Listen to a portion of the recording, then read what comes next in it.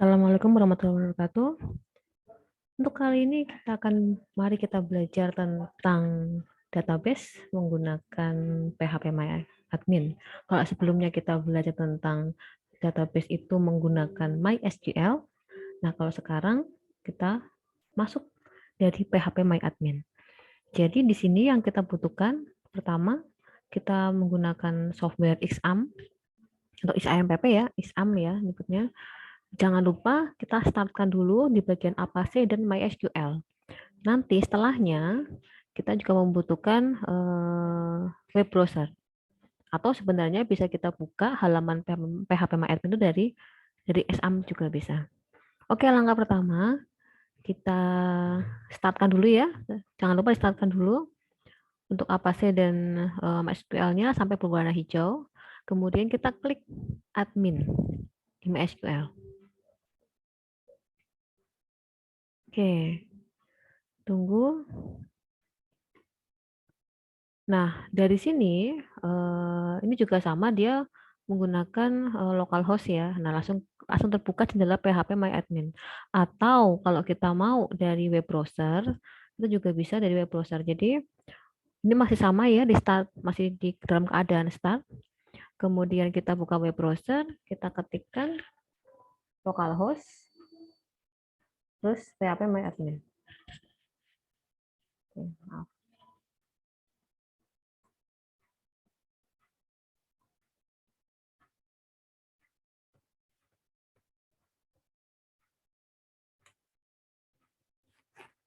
Oke, sama ya tampilannya ya.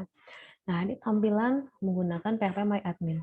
Jadi, ini sebenarnya hampir sama dengan SQL kegunaannya. Hanya kalau di sini kita sudah menggunakan tools-toolsnya. Jadi, menunya itu tidak menulis dengan bahasa SQL, tapi di sini kita sudah ada tools-toolsnya. Jadi, lebih memudahkan.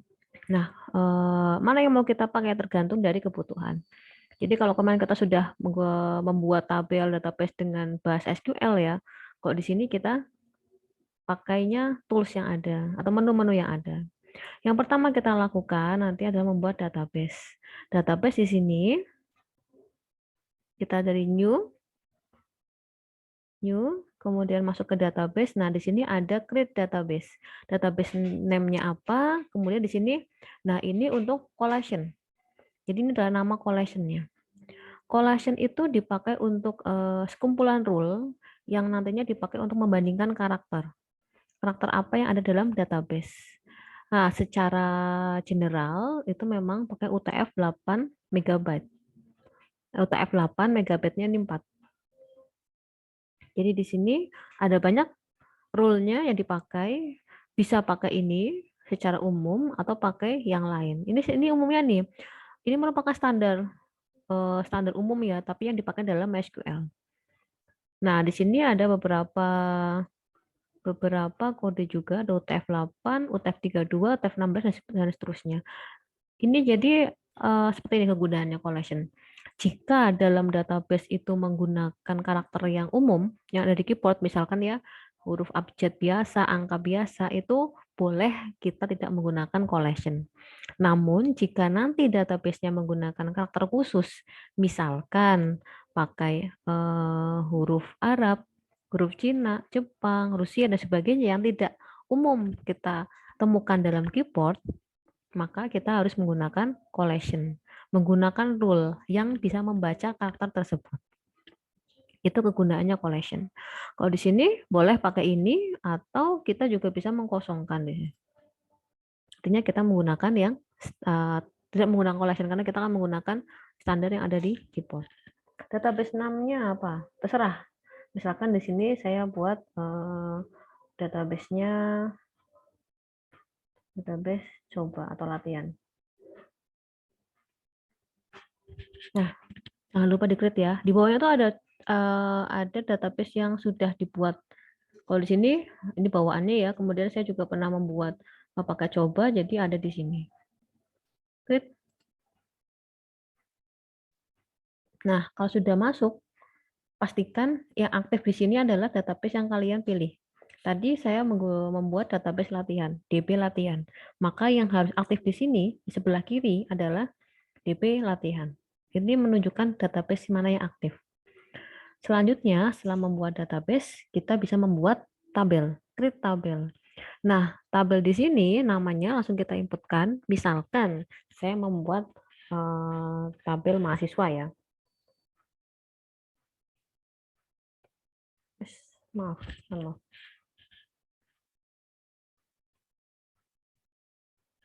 Oke, ini ya. Nah, langsung kita definisikan berapa jumlah kolomnya. Kalau nanti mau kurang, dikurangi atau ditambah juga nggak masalah. Ini sementara saja. Misalkan saya isikan 3.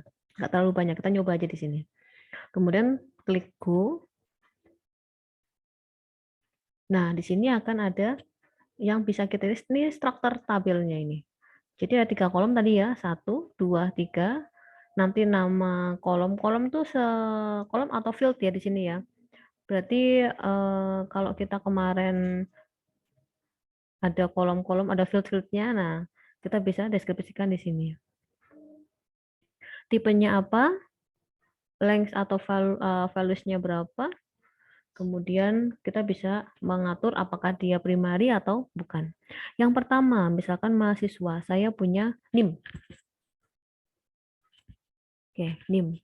NIM tipenya itu integer, kemudian NIM ini saya isikan values-nya itu NIM 10 ya. Kemudian null index. Nah, kalau misalkan kita mau membuat dia menjadi primary key, kita tekan di sini, klik primary. Oke, primary. Go. Kalau tidak, kita kosongkan saja atau kita buat default. Nah, kalau kita mau langsung auto increment alias dia beruntun nomor dari 1, 2, dan seterusnya, kita bisa centang ini. Tapi kalau tidak pun, nggak masalah. Artinya itu adalah nomor unik yang akan kita masukkan sendiri. Kemudian di sini, misalkan saya nama ya. Tipenya kalau nama varchar, jangan lupa. Ukurannya kalau nama, oke lah, saya buat 25. Dan-nya kosong ya. Kemudian di sini NIM nama prodi ya. Saya misalkan buat prodi. Prodi juga varchar. Prodi karena prodi nggak terlalu panjang, prodi juga 25 ya. Saya anggap 25 ya. Oke. Kalau sudah, kita save. Nah, kalau sudah, ini berarti ada 1, 2, 3. Kita lihat lagi strukturnya. NIM itu sebagai primary key, kemudian ada nama, varchar. Nanti kalau keluar ini nggak masalah, karena memang defaultnya pas saya install itu defaultnya memang pakai UTF-8 4 MB. Tapi kalau tidak pun nggak masalah. Ini ada CI ya, nanti ada CI, ada CS, ada bin. CI itu artinya cache insensitive, artinya tidak memperhatikan mau kapital mau tidak kapital. Tapi kalau CS cache sensitif, memperhatikan. Berarti A kecil berbeda dengan A besar. Satu lagi bin. Kalau bin itu membaca dalam bentuk biner. Oke ya. Kalau mau dihapus silakan klik drop. Kalau mau dirubah silakan klik change. Kalau mau menambah bagaimana? Kita bisa di sini. Ingat kode SQL alter ya. Nah, kita ada di sini nih. Misalkan mau nambah satu atau nambah 2 itu bisa tergantung. Misalkan di awal, di setelah NIM, setelah nama, prodi dan seterusnya. Jadi ini serah mau ditambahkan di bagian mana. Kalau nggak ada ya nggak usah. Terus kalau mau ngisi datanya bagaimana? Kalau kemarin kita pakai insert into, nah kalau ini ada pilihan menu insert. Tekan aja insert. Nah, silakan diisi di sini. Ini ada value. Jadi value-nya ya, kita isi apa? Function ini nanti kalau kita pakai function, nanti jadi kalau kita punya function tertentu, kita bisa pakai ini. Kalau enggak, kosongkan saja.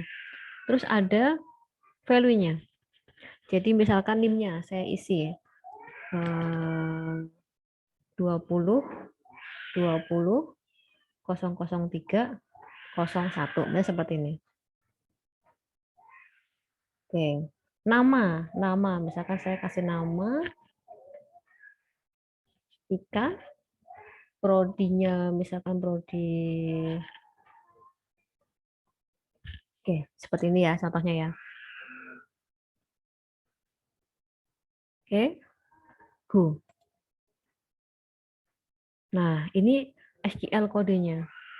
Sama kan ya dengan yang kita sudah pelajari. Insert into, nama tabelnya apa, isiannya apa, values isinya apa. Kalau mau ngedit dari sini juga bisa ngedit dari sini. Silakan diedit dari sini, boleh. Kalaupun tidak, itu nggak masalah. Ini hanya tampilan SQL-nya saja. Oke, kalau kita mau lihat tadi sudah diisi di mana, kita tekan browse. Di sini ada, nah ini ya, ada NIM yang tadi saya isi, nama siapa, prodinya apa. Ini satu lagi bisa dari sini lagi. Misal saya isi sampai 3 ya.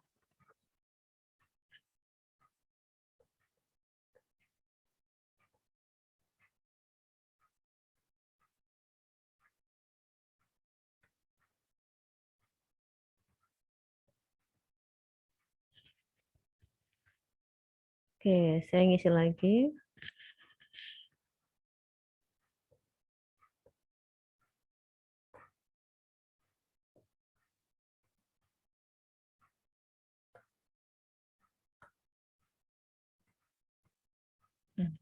Oke.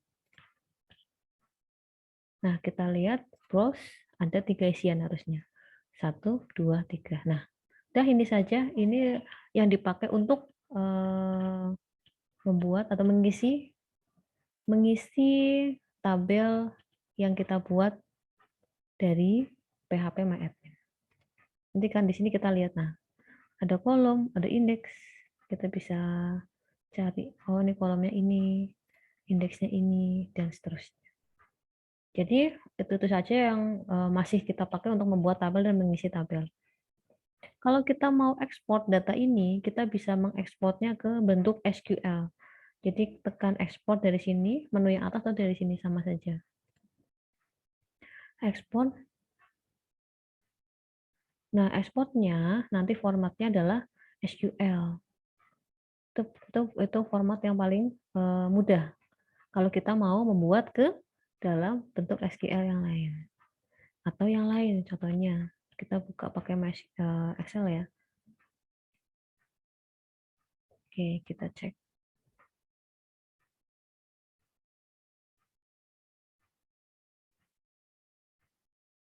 Oke, betul ya. Ada NIM-nya, ada namanya, ada prodinya. NIM, nama, prodi. Itu seperti ini bentuknya. Bukan, ya jangan harap tabel yang bentuknya tabel dengan garis-garis border. Karena sumbernya adalah bahasa SQL. Atau kalau kita mau buat ke bentuk yang lain, biasanya sih bentuknya ke SQL. Jadi nanti kita bisa memindahkan atau kita bisa mengunggahkan ke PHP. Nah, itu akan kita bahas di pertemuan yang di materi yang berikutnya. Jadi di sini perlu kita ketahui bagaimana cara membuat database, membuat tabel, dan mengisi tabel di PHP MyAdmin. Persis seperti yang ada dalam modul. Oke, silakan dicoba sendiri membuatnya. Jadi ini cukup mudah karena hanya beberapa langkah saja dan beberapa perintah saja. Oke, oke, itu sekian dari saya. Terima kasih.